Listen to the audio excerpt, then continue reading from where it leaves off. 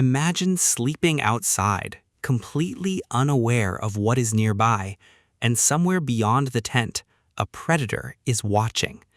That sounds like the worst possible situation. So why does the attack often never happen? The simple answer is predators do not want unnecessary trouble. But there is a catch. They absolutely can attack humans sleeping, so this is not a magic rule. It is a pattern with several reasons behind it. First, predators are not looking for a fair fight. They are looking for food with the lowest possible risk. Every hunt costs energy. Every injury can make the next hunt harder. A broken leg can be a death sentence, so a predator constantly asks one question: is this meal worth the danger? For wild prey, the answer can be obvious. A deer smells like prey. It runs like prey. It behaves like something the predator already understands. A sleeping human is different. Humans are strange animals to most wild predators. We stand upright when awake. We make unfamiliar sounds. We carry unfamiliar smells. And we behave in ways animals did not evolve around. That uncertainty matters. A predator cannot simply assume what an unfamiliar animal will do. It has to assess the situation. Think of it like a tiny risk calculation. Food on one side, possible danger on the other. And predators are surprisingly good at making that calculation.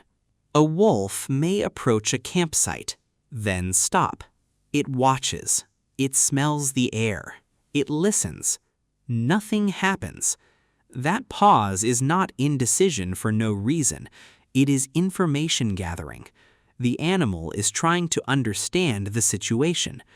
Now add the human. The human is sleeping. That makes the situation even stranger. There is almost no movement, almost no predictable response. And suddenly, the predator has less information. A sleeping person can look like an easy target, but easy to reach does not mean safe to attack. The predator still has to get close. It still has to touch the unfamiliar animal, and it still does not know what happens next.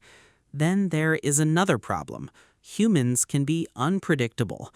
A sleeping person can suddenly wake up. They can shout. They can stand. They can swing something.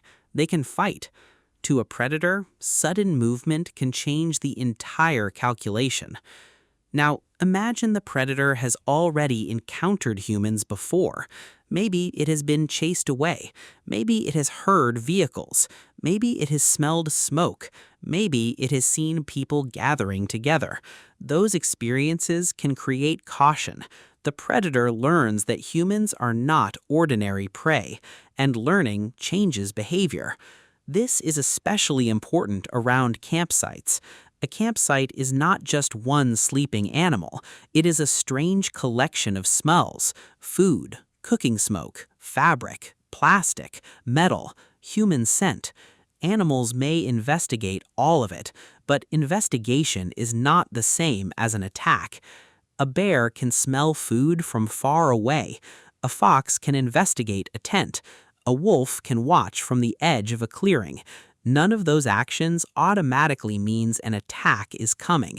Sometimes the animal simply leaves. Why? Because the reward is not worth the uncertainty.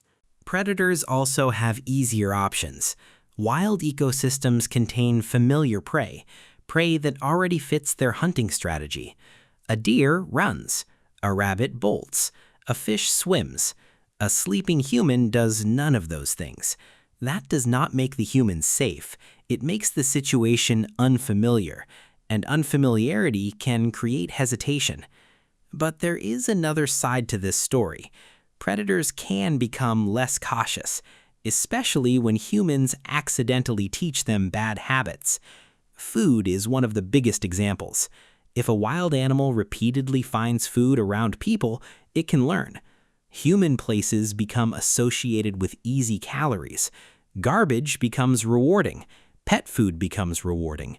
Camp food becomes rewarding. And repeated rewards can reduce natural caution.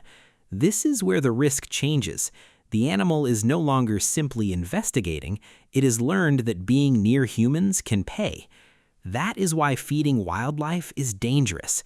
It can change the animal's behavior, and once caution disappears, encounters become much harder to predict.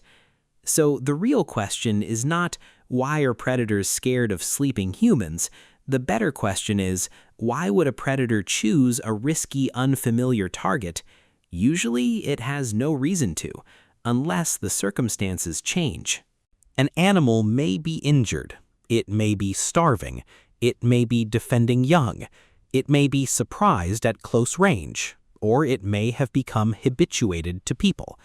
Those situations can completely change the calculation. That is why there is no universal rule saying predators avoid sleeping humans. They do not. What exists is a pattern of risk management. Predators survive by making careful decisions. Energy matters, injury matters, experience matters, opportunity matters, and uncertainty matters. To us, a sleeping human looks helpless. To a predator, helpless is only one piece of information. The animal is still asking, what happens next? Will this target fight? Will other humans appear? Is there an easier meal nearby? Is the smell worth investigating? Could the encounter cause injury? Those questions can be enough to make an animal walk away.